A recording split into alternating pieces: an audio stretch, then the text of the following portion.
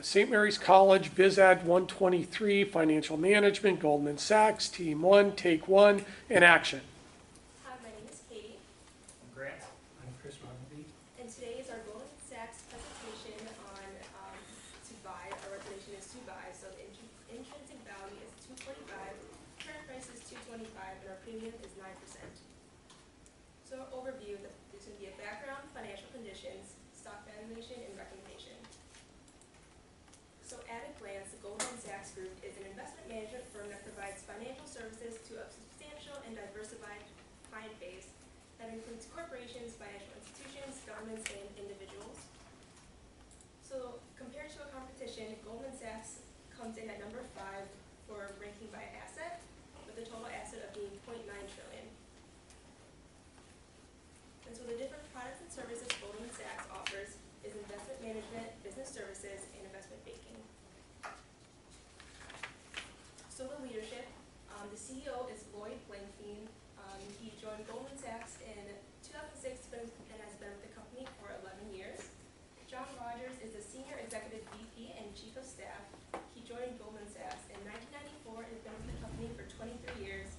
And Gregory Palm is the Senior Executive VP and Head of Legal Department, joined Goldman Sachs in 1992 and has been with the company for 22 years. So as you can see, the leadership has been with the company for a long time, so they provide stability for the company. When we were looking at the company for a SWOT analysis, we found that it has a strong brand recognition and a good financial position within the market. It's lacking in global acclaim compared to its competitors, which is due to many legal issues that stem from the last recession. It has several opportunities for expansion in other companies and to diversify its portfolios for its customers. And it's under threat due to changing government regulation and online fraud scams. The financial condition, its probability ratio, the net profit margin is 23.2%, which is well above both its peer group and its industry, so we scored that an excellent. Its ROA is at 0.8, and which is below its closest competitor, JP Morgan, but well within, equal to the industry standards, so we scored that a good. Its return, our ROE is at 9.4, which is above its peer group but below industry, so we scored that an excellent. Its debt to equity is 2.4%, which is well above its competitor group and the industry, so we gave that above average.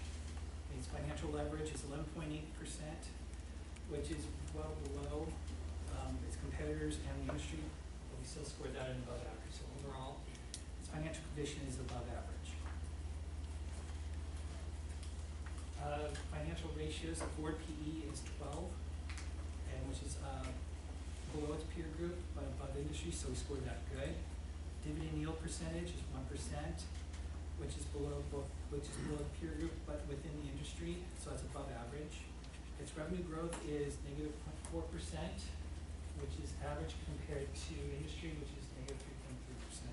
So overall, that score is good. On the technical analysis, you can see within the last 6 months that it's broken through its resistance line to create a new support.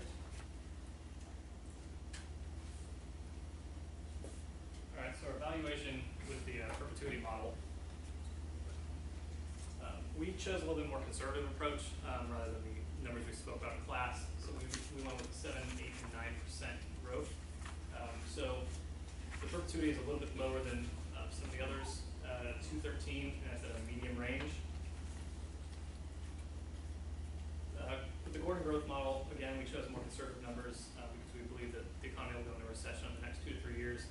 So we used 7, 8, and 9% again, and we chose the $244 future stock value, which is in the medium range. And finally, with the multiple approach, again, we're choosing around the market numbers, but we chose the high market number because the multiple approach takes in more factors and discounts. And finally, with the DCF model, we chose the low stock value of $277, just because we do think it's going into a recession, and 288 was a little bit out of our profit that we saw. And, stock valuation, taking into account perpetuity, Gordon growth, multiple in the DCF, we came up with an 8% premium of $245, compared to the current stock price of $225, which is a premium of 9%. So our recommendation is to buy. The intrinsic stock value is $245 over the current $225 stock value. And so we want you to buy forwards, buy futures, buy calls on futures, write puts on futures, buy on margin, buy calls,